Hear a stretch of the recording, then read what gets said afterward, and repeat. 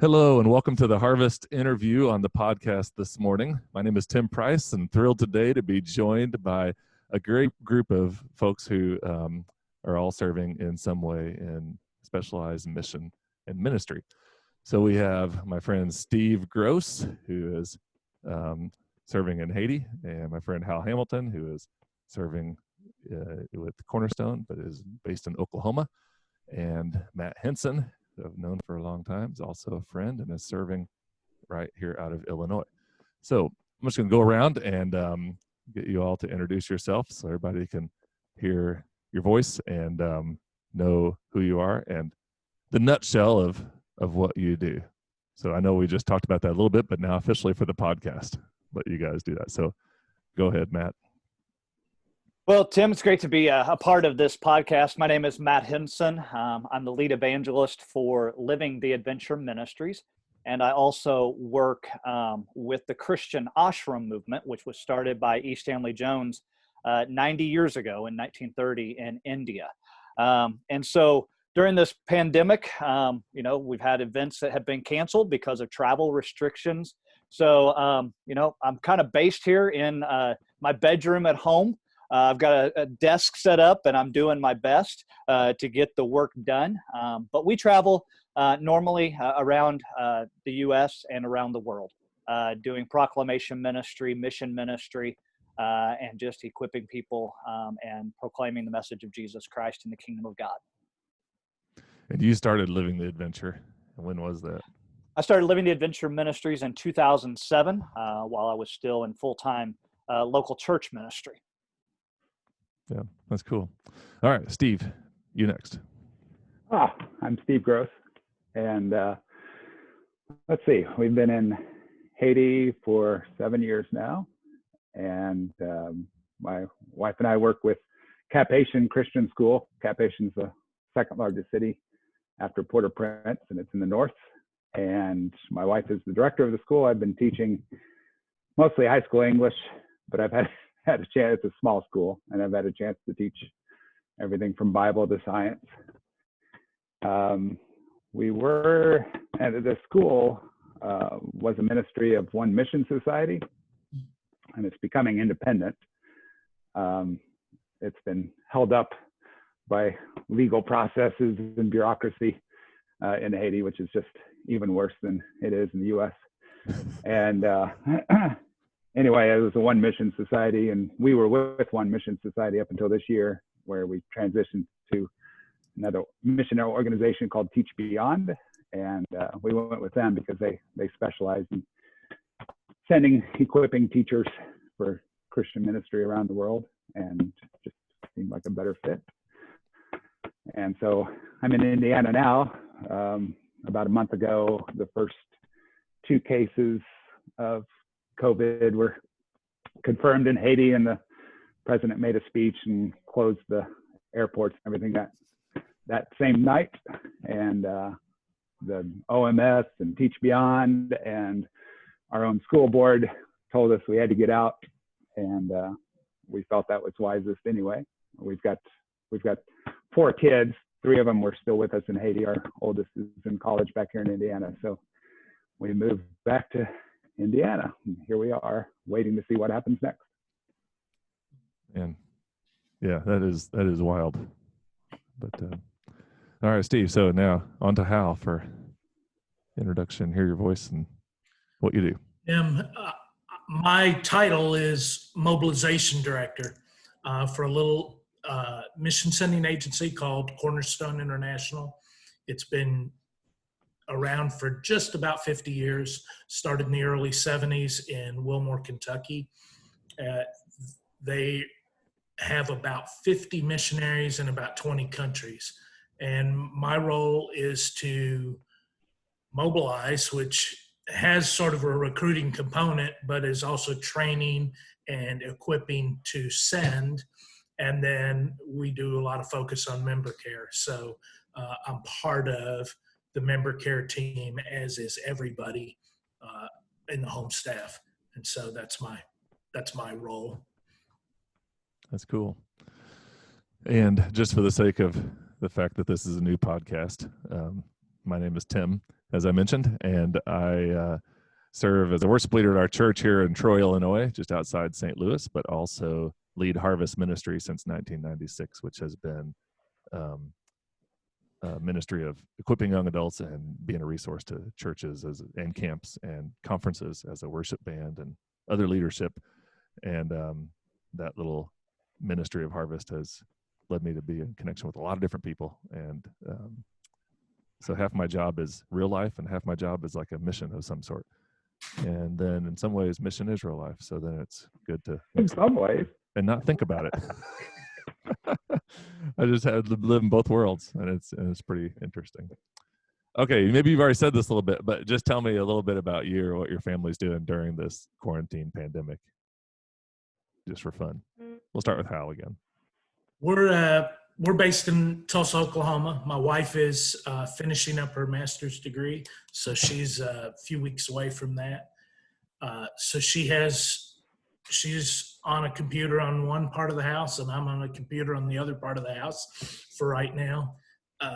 If it's really nice weather, I go out to the garage where I've got a desk set up. If it's cold or nasty, I'm on the kitchen table. Living on Zoom, as a lot of people are right now. There are some of the things that we might ordinarily do during the month. Certainly any travel is curtailed at this point. And so really focusing on our missionaries that are just staying in touch with them. Things change so quickly, walking alongside. There's an interesting curve that happens emotionally in any crisis, and going from invincible to feeling terrible to then sort of integrating and working out of it. So, and everybody hits that a little differently. And sorry, my dog's running by.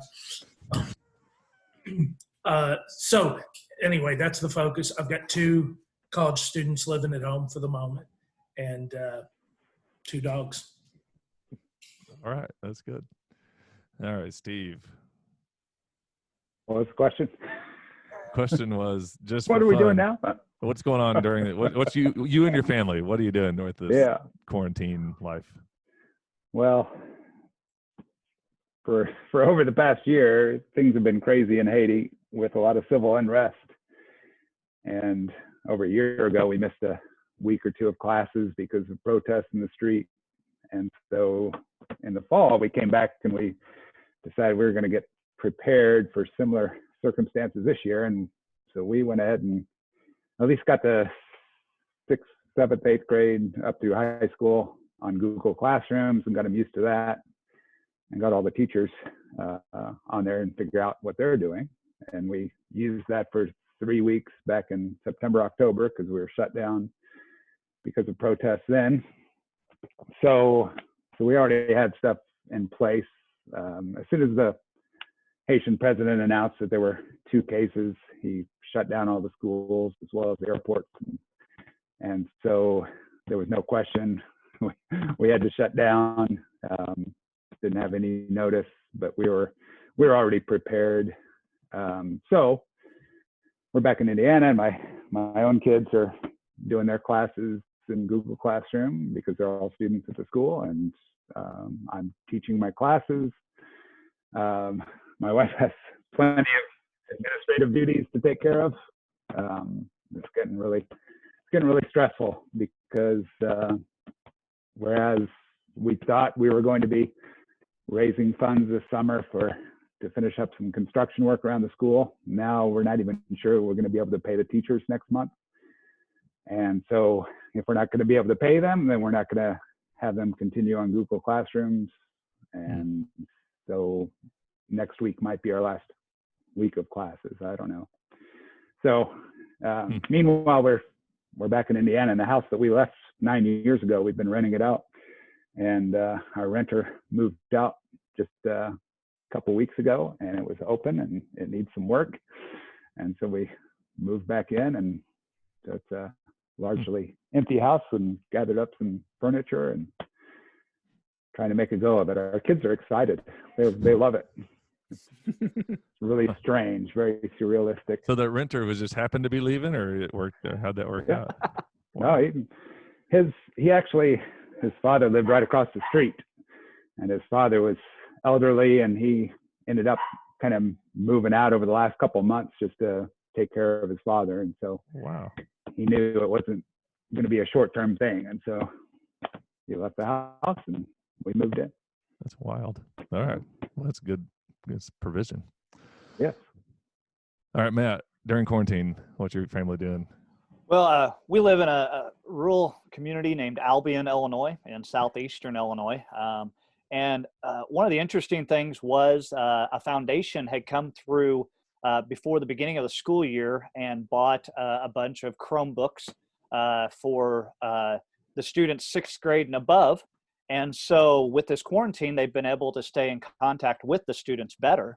I have 4 children at home, 1 in college, and 3 of those children are of the age to have online work that they're doing every day, which, because of the process of being on Zoom, we have to negotiate for bandwidth on a regular basis. As I say, hey, I've got an important meeting. Get off of your Chromebook. I need the bandwidth. So that's created its own little dynamics and fun. But it's also been neat being here at home when there's a math question or there's homework questions, just to be able to be here to help out with those. We're continuing to keep in touch with our partners around the world, specifically in India and Zimbabwe and in Haiti, where we also do work, and just trying to discover ways to support them, encourage them during this time of the pandemic, but also connecting with local church pastors and staying in touch with them, where we've done revival renewal events, and just kind of waiting to see what the summer is going to bring with trips planned. Are they going to continue? Are we going to have the ability to travel to places and do the ministry that we've been contracted to do? So it's kind of a waiting game, and every day it's just being in contact with folks. And one of the things that's during this pandemic and shutdown time, it's been interesting just to begin to discover the schedule and how to live life. And that's brought its own little challenges along to find that work-life balance once again. Yeah, that's I could ditto everything you're saying. So, and it is strange because we homeschool, so the rhythm of that was sort of unchanged, but the rhythm of all the extracurricular stuff being canceled was just so weird. It's just really become like a party at home because everybody's here, and me being home working from home has, also added to the element of, the unknown, and right. Coming able to ask a math question or this question or that question, that just opens up a can of worms for, all of a sudden you're sitting there watching Andy Griffith and 3 hours later you're trying to figure out what's next. But a couple of cool things that's weird. It's like each week brought its own theme and we haven't quite figured out how that happens. Like you get tired of whatever it is you're doing. So we watched the entire Torchlighter series, which was a bunch of, like animated shows basically from the Voice of the Martyrs. And that was really inspiring. I was really thrilled that we found that free on Amazon, and we'd sit down every day and watch one, and then we just talked about it. And so that's been cool. And then, and so my 2 daughters and my wife, it's wild. You're sitting around breakfast, lunch, and dinner. That's like how you keep track of the days. And you're just sitting there visiting and talking, and nobody's running off to do, what's next, because they're kind of like hanging out still. But they're still doing all their school stuff, getting more done probably than they normally would. And I'm basically just spending time thinking about what could be next. And so, all right. So taking a few minutes here to jump into just the idea of the unknowns and how serving in a ministry where we're inviting people to support us, and what kind of thoughts come to your mind when you're thinking about that. And in some ways, I kind of want to just tell everybody, hey, thank you for, your continued support as we just sort of see what is next and how God is leading and what we can do. And I kind of fight that temptation of also wanting to sort of doctor up the paragraphs and say, oh, here's the bullet points of all the things I have accomplished or all the things that we are still doing. And there's a tension there because, in some ways it's good just to say, I have no idea. So thanks for just staying along for this ride. And I'm not sure where this is going to go, but we're still trusting. So what thoughts come to your mind in terms of the unknowns, in terms of being in a mission ministry where people are supporting us, and then we're also, just waiting? You can answer any of those 6 questions. Go ahead. Go ahead, Steve. I think it'd be helpful for whoever's listening to this to have some idea of, I don't know, maybe what kind of money we're talking about. Because, like for me, when we first started raising funds to go to Haiti, I thought we were going to break records. We were going to be ready to go in half a year, and it took 2 years for us to raise the funds. And I'd run into people. I ran into a youth pastor who wanted me to tell him exactly how much I needed to get my family of 6 onto the mission field. And then he started guessing. He's like, what's it going to be, per month? 500, 1,000? I thought, where am I going to take my family of 6 and live on $1,000 a month? And he had no idea how much it was going to cost. And I wonder if that said something about his salary. He was, I don't know. He was married even. Anyway, people don't recognize how much it costs or where this money goes to. I mean, part of the money I raise goes to my salary and then all the normal stuff, health insurance and all sorts of ministry costs and different things. And some of it goes to the ministry organization. And so, we've been at a point where we're having to raise close to $10,000 a month just to be in Haiti. And it's sort of counterintuitive because Haiti's the poorest country in this hemisphere. And yet it was always one of OMS's most expensive mission fields. Because you've got to generate your own electricity. You've got bigger security costs and all sorts of things. It's just an expensive place to live. And so, so already last week I had a supporter who's supporting me at $250 a month. Called me, he's lost his job, right? So he's at least suspending his giving, and I hear stuff like, I knew it was coming. I knew this stuff was coming, and I don't know to what extent, and I don't know. We've never raised more than we needed. So I don't have this huge surplus that I'm sitting on. And so all of a sudden it calls into question whether once everything opens back up, if and when we're able to get back into Haiti, will I be able to do that? And so I can get focused on all the fear of losing that support because so many people are losing their jobs. And if the economy goes really south, then how much will people be supporting missions? So I do find myself battling those fears. Yeah, you put it really well, Steve. That's basically exactly what I would think, but would have a hard time saying. So, on the positive side, the way I combat those fears is, one,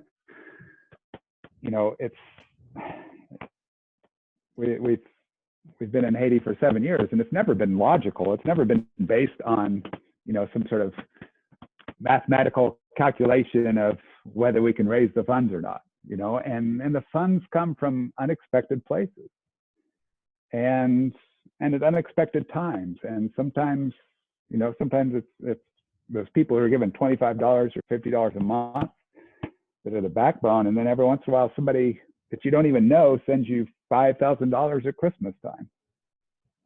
And so it's never been it's never been logical or predictable. And so I don't have to worry about the logic and the predictability of it right now. And it's, so I remind myself it's God's money. And the other thing that I remember to encourage myself is that that people are motivated to give often through empathy. And this sort of thing I've noticed has made people a little more empathetic, right? And they understand. And in some ways, as long as there is some money to give, and people give sacrificially.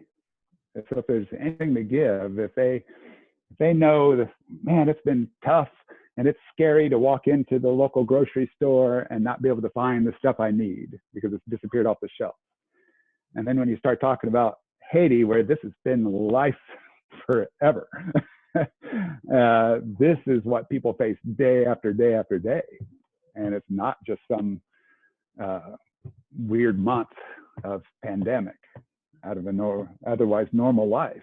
This is daily existence. And in some ways, I do hope that this will create more empathy for folks who don't have all that we're missing, all that we're used to. So anyway.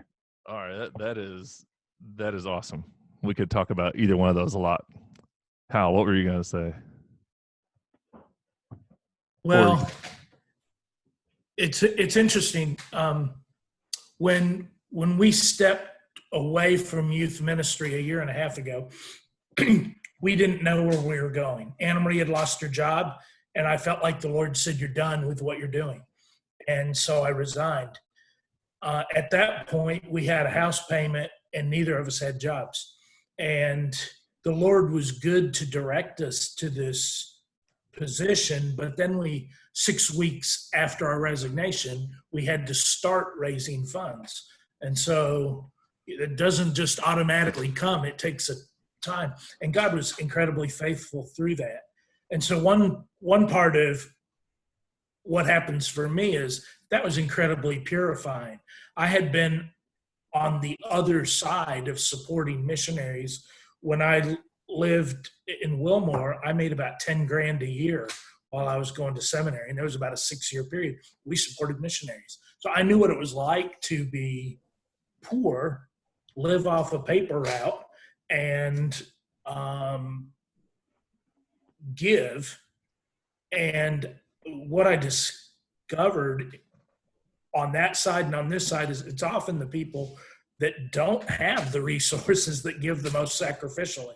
So as I process all that, I'm just very aware that my dependence when I started this thing was on the Lord. I stepped out of the boat and looked at him, and this is another opportunity. The waves have changed, but this is still an opportunity. The other thing that hits me is our economy is still the strongest. We're going, our missionary, I'm a home-based missionary. So someone like Steve or other people on the field are going to be hit much harder than I am or than any of my supporters are, even if they lose their job. If you lose your job in the United States, you have unemployment, you have other opportunities, even in this devastating environment. Whereas across in much of the world, if you don't work on Monday, you don't eat on Monday. And if you're forced to stay home for weeks, how do you survive? And so the Lord is always faithful, and we still have the resources better than anyone else. And so do you I don't know what it's going to look like. Go ahead.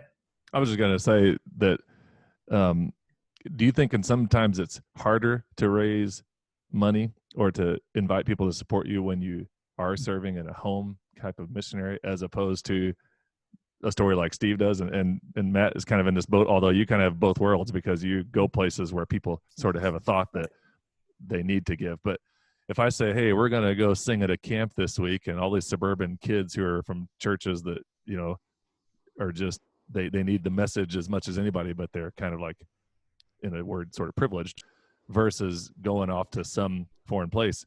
I've just learned that depending on the way you phrase that, it's a difference of hundreds or thousands in what comes in to people to, you know. I've heard that, and there's no question that relief raises money and discipleship doesn't, particularly in terms of inspiring people. If you're going to go feed somebody, you can raise money for that in a heartbeat.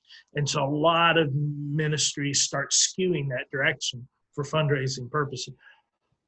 I believe, and you know, I've got a limited sample, but I believe that people commit to someone they believe in and that they think has integrity. It might be an organization or a person, but it's out of relationship primarily. And if we get in the mistake of selling a sexy story to get money, that's sort of the performance mantra that the U.S. lives on. And then we're always having to have a new story to keep the money up. But if it's who we are, that God is calling, and we invite people to come on that journey with us, and we see part of that journey is discipling or being a fellow disciple along with our supporters, and so we're sharing with each other, I think you can still raise the funds. I see your head going, Matt. I'll stop talking. Yeah, I was going to say, let Matt jump in on that. Well, I think that's, you know, one of the things that's interesting is, and that has become part of this experience for me, is what is the story and what is the passion that is the basis of the ministry? What's our vision? What's our mission? How are we best conveying that to people? And talking with a development consultant just last week, and, you know, talking to him and saying, what are you seeing out there? What is it? And he says, you know, people will give to that which they're passionate about. You know, and so to be able to convey our story, to be able to convey our sense of this is what's going on.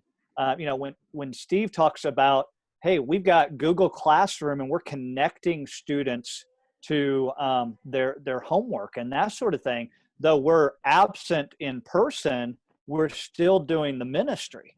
And I think that so much of it, and that's been a wrestling for me, just to get into a theological idea, is the incarnation and the importance of that flesh on. And for those of us who travel and we're engaging with people, whether it be the 50 missionaries in 20 countries, or it's the children at Cap Haitien Christian School, or it's going and being at camps and retreats and that sort of thing, we're a people who like to go and be in the flesh with people. And so Zoom, as much as I love seeing everybody's faces, to be the four of us in a room together, the energy that would be built by that being together. And so for me, it's been, how am I best telling my story? How is it that I'm best sharing? Here's what we continue to do, though we can't be in person. We're planning for the future. We're looking to what does August hold? What does September hold? And that sort of thing, so that we can say, but we need your support and your help now to get us to that place and that story that we want to continue to tell. And so communication and story has been a big part of what I've been looking at. And there was a book, called, if I can finish this, called Branding Faith. And it's one that somebody got me 6 or 8 years ago as I was going full time with Living the Adventure. And one of the things that this author talked about is that part of that branding is the person, because people give to Cornerstone mission to Hal Hamilton because they believe in what Hal has done, whether that be in Tulsa or that be in Marion, Illinois, that be in Wilmore, Kentucky. They believe in that, and to continue to help tell our story and how God is affecting us in this. So yeah, that's I good. will say, sorry, Tim, I was just going to add the difficult piece of that is if people are giving to me because they believe in me, what do I take from that when they stop giving to me? Do people no longer believe in me? Do they no longer believe in my mission? Am I doing something wrong? So there can be a side for missionaries that can be missionaries experience about 9 times the normal stress of an individual, and stuff that we would go process with somebody and sit down and maybe with a professional, they have to take as part of everyday life. Yeah. And so when something that personal happens, it can build up and be a negative and feel very personal. It's still part of the waves, but it's really easy to look at them and to take that. So when fundraising is going well, it's exciting. It's exciting to sense that people believe in me. They believe in my mission. They believe in what I'm doing. But when for some reason that reverses, and it may have nothing to do with me, right?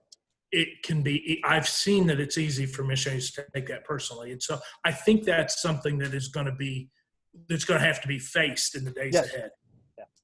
And I resemble that remark. Okay, a little question from Matt talking, or anybody to answer. How much do we need to share the need versus the potential or the excitement? Like, is it good just to say, yeah, we need 10,000 a month, which basically is roughly the harvest budget, unless we're not traveling and cranking stuff out? Then it's the bare bones is less than that. But is there something to saying, here's what it takes, and we're just trusting, and this is what we need? Or is it better to sort of keep plowing through with the thought that we're praising the Lord, and here's what we're doing? I mean, how do you balance that, or what do you think about that? Well, I mean, every newsletter I send out monthly has somewhere in it that says, thank you for your continued giving, thank you for your support. But then once a quarter at least, and then especially that last quarter of the year, there's an intentional ask of some sort.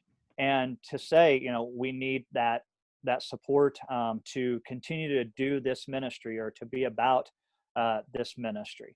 The difficult thing is, how do you put in an ask when you know that I don't know how many million people now have filed for unemployment?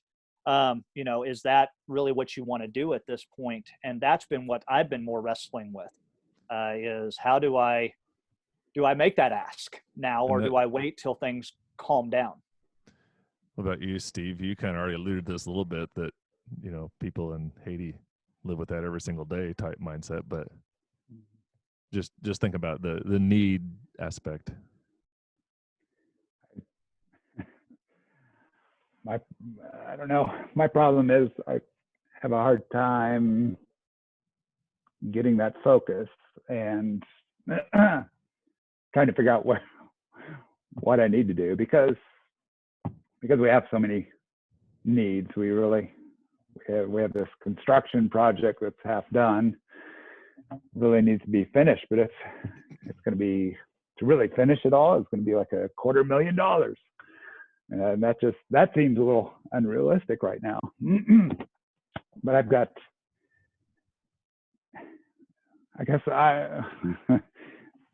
I'm on the verge of tearing up here. I'm struggling with, how do I ask people for support for us to continue on the ground in Haiti, that incarnational ministry, when I've got friends calling me or messaging me on WhatsApp from Haiti, and they're saying the money's run out. There's a friend of mine who works at our school, and he's got a wife, and he's got a 1-year-old son, and he's asking me for money just to continue feeding his family. And So I don't know. I mean, it that tears me up. Then I have to turn around and say, support me to get me to Haiti. I feel like I need to be working right now, trying to get some funds raised to be able to pay some sort of a salary for this next month, because I'm hearing that the price of food has tripled just in the last few weeks in Haiti, and it's going to get really rough. And all of our employees I know they're assuming they're still going to get paid, but the school functions on tuition. I mean, the families are all hard hit with the economy, and so in Haiti, and we've had, a handful of families pay their final tuition installment, and without everybody paying their tuition, we can't pay 60 Haitian employees. And so I don't even know where to start with fundraising or what to say. And I know Hal may have something to say here, but I know, having been down to visit you in Haiti, Steve, and seeing some of what you're talking about construction-wise and people-wise, and just seeing the ministry, it kind of and we've talked a million times about this, I know, but the idea that sometimes it's like being there or serving, staying in the groove of all that is actually, it kind of overshadows this administrative side of what we consider, sitting around raising money and sending off notes and figuring out how to do it. It's like, I've even phrased it in my own newsletters and time here and there that I'll just say, I'm sorry, I haven't really said thank you like I should, because I'm too busy just going somewhere. There's too much going on to do some of the logistical things. So I was just thinking of that. And actually, when I re-listen to this, I'll probably think of a lot better things than that. But anything you had to add that. One thing that I hear in what Steve's sharing, and it may be the most important thing that comes out of this, is the grief for those on the ground. We'll survive okay somehow, but will many of our colleagues on the ground, some agencies have already cut their national missionaries, as a way to cut funds. Well, and some of those gave up other jobs to work with the missions agency. So that's a very difficult and, decision that could be discussed. But what about in a case like Steve's, where that's 60 families that he knows and how do you, I think of Nehemiah, who heard the tales of the city broken down and just wept. I mean, we are very likely facing incredible valleys of grief all around the world as starvation is predicted to double this year. Well, many of those will be people that we know and we're working with is there. And the U.S. is a wonderfully giving nation, incredibly giving nation. But as we've struggled, as anxiety has gone through the roof, even among believers, wrestling with fear and anxiety and the loss of jobs and the economic rough times, we focus internally much more. I do think there's a gift if we can find a way to do it. And I really look to Nehemiah. He was so prayerful at every step, but eventually he began to he gathered resources. He was able to turn people's eyes beyond themselves to something that didn't seem possible, to rebuild the city wall. And I don't even know how to begin to walk through that except to begin with weeping and prayer at some of the stuff that we'll face and ask God to give wisdom. We pray every Thursday morning as a staff. We kind of shut down everything else and intercede for our missionaries. And one of our missionaries, our COO, was pointing out that every week our missionaries are asking for wisdom. It's just one of the things, and God says that he'll give it, but it's just a constant. We face, and they face on the field, very difficult decisions that are deeply relational, and sometimes lives hang in the balance, and we're being an ambassador of Christ. So I appreciate you bringing that up, Steve. There's a lot of grief there, and I think it's indicative of, I think it's worldwide in terms of what people are beginning to have to wrestle with. Thank you. At the heart of facing trauma and recovering from it is the cross and the resurrection. Jesus, who took all of our guilt, all of our shame, and all of the trauma and rose victorious. And Paul had a pretty traumatic ministry. And he says, I resolved to know nothing but Jesus Christ and him crucified. Ultimately, we can't change the waves.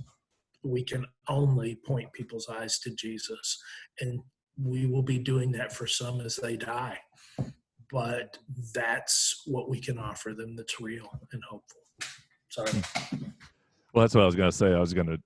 What you just did, and it's great. I was going to turn the corner to thinking about the hope in that, like, the unknowns is what kind of is a burden in some ways, because you want to sort of be able to point to something, and the calendar doesn't help, and the situation doesn't help, and so you got to point your eyes to Jesus no matter the waves. That's a good way to put that. And in some ways it seemed like a little bit of a novelty of this. I mean, in the United States, I don't think people have been totally. I mean, there have been a lot of desperation, but as far as people giving to the church or giving to missions, a lot of people are still doing it because it's only been 6 weeks. It hasn't been enough change. But what if it becomes 24 weeks? And just the idea of trying to figure out how to point toward that. In my own little world, I've been thinking, well, what's God leading? How could this be? How can I spend time just seeking the Lord? Because of when Harvest started, I really was taking a step out of the normal direction for my own mindset and for other people's mindset for what life looks like in ministry, and the passion kind of drove it, but also just the Lord opening doors that I had never thought of before. And a lot of times people say, oh, you're the founder of that. And I'll be like, I got to stumble around on that because I don't really feel like the founder of anything. I just was there. And so I just wonder, how can I keep my heart and mind open to a new possibility or a new thing that might happen without sort of seeming like I'm second guessing the mission or the call. Who knows? In 20 years, part of my testimony could be that, yeah, I did that for 25 years, and then the coronavirus hit, and then boom, I've done this ever since. I mean, I don't know what could God be doing in that way. So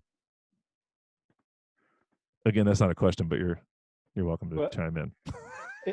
It brought up an image when I was thinking through, kind of what does this time look like? It's I think it was Gypsy Smith, who was a traveling evangelist missionary.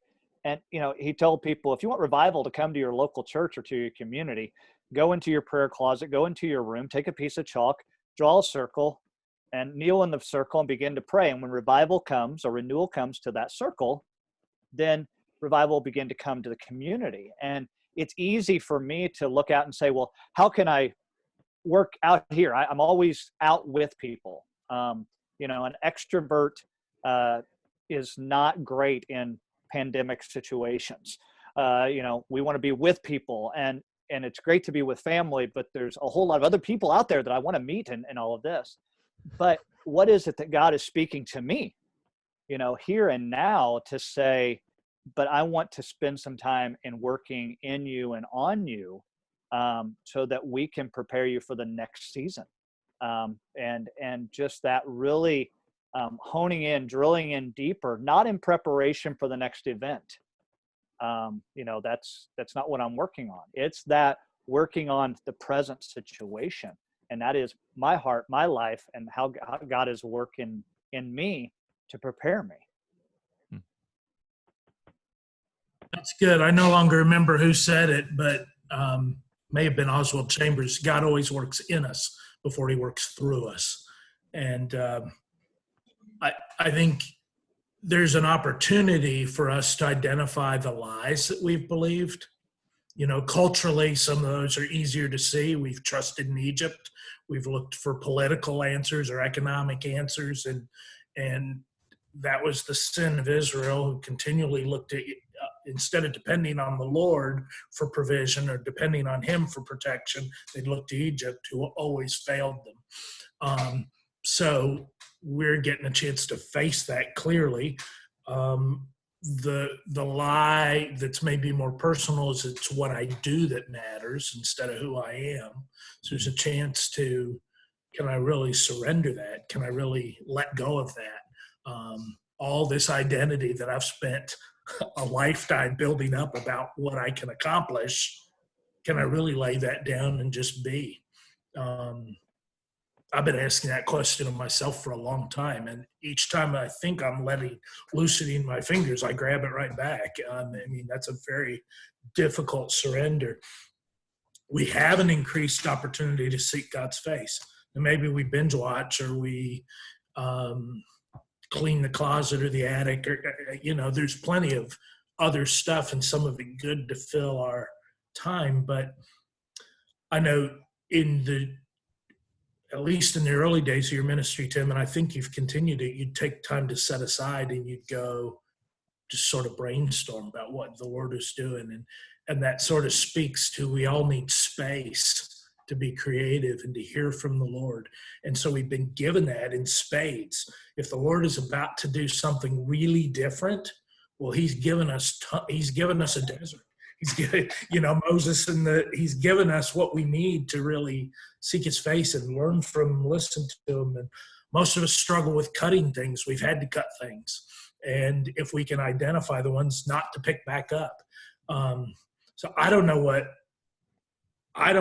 the outcome happens of ministry, but I really agree with Matt that this is for most, if not all of us, this is about the circle that we're in. And really letting go of some things. And for me, that's identity. It's stuff that I have done. It's achievement and production and those kind of things.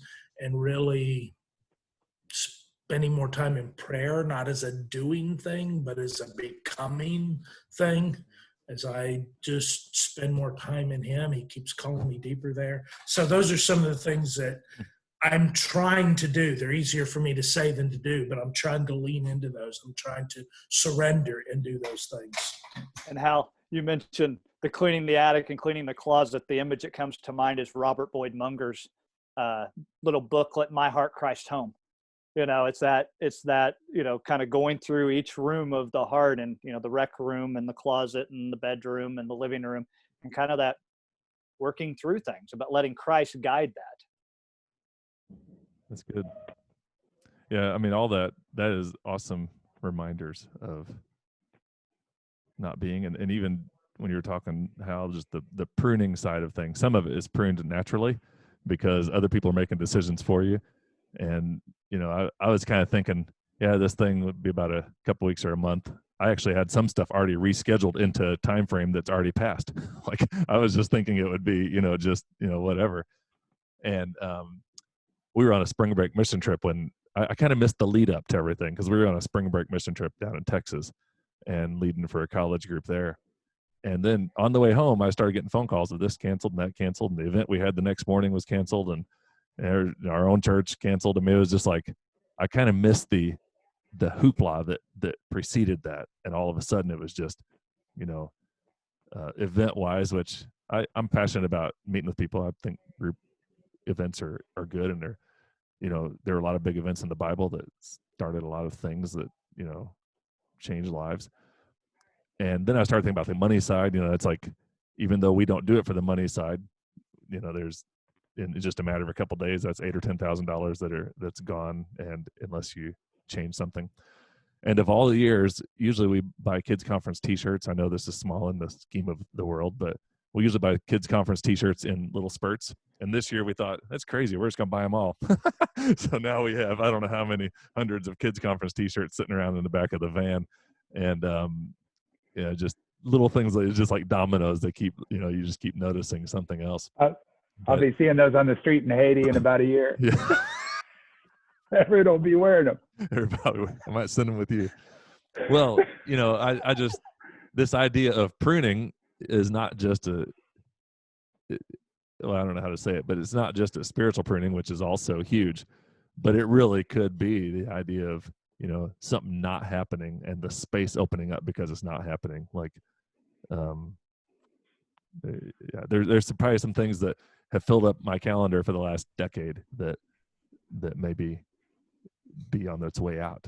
And here's two things interesting about the vine that I learned. We moved into a place when we lived in Wilmore that our backyard backed up to a guy who is a horticulturalist, and he worked all day as a groundskeeper, and he's like, man, I just want to play. Can I reclaim that vine that's over there, and can I work your ground and do a garden, and you guys can have the stuff? Well, of course, we said yes. But he taught us a little bit about the vine, and he said, there's one main vine. You don't want to prune that, but you identify that and prune everything back. He said, grapes only grow on new growth. He said, your fruit is only on new growth. So if this is a time of great pruning, we had a conference call this morning with our mission, and one of the gentlemen brought up, we see the ripening of evil in our age, but there's also a ripening of righteousness, and to be looking for that. And if this is a time of great pruning, and we will receive that, maybe it precedes a time of great revival and great fruit. And so being faithful in this part so that God can be faithful in the next part. The other is the branch doesn't do anything. The branch just holds on, and the nutrients are pushed up through the vine and into the branch. The branch doesn't suck it out, doesn't do anything. It just holds on. And this is a time where we can identify with that. Lord, I'm not sure I can do anything but hold on. So I love it that you keyed in on the pruning. I think that's a great image for us. Well, anything else you'd like to share as we begin to wind down here? I don't know if in podcast rules if it's okay to ask the host a question, but I'm going to go ahead and try it because Tim, your situation is unique in that you're in a local church working there in worship ministry, but also in the traveling ministry, and so you're kind of holding, in a sense, two budgets. You're not responsible for, but you're still a part of you. And how are you seeing the local church being able to receive their regular tithes and offerings, and how that may affect their ability and willingness to send out to the mission organizations? Yeah. Well, that is a good question. I'm not totally in the know of all that's given, but I do know that there must be a pretty sizable chunk of people who sort of out of sight, out of mind. Like if they're not in church, they don't think about giving. And then there's another whole faithful chunk of people that, are figuring out a way to do it, whether it is online or, whatever. So I think that our giving was down a little bit, and I'm not sure by how much for March. And that was with that was like with half the Sundays at church and half not. And we'll have to see what happens in April.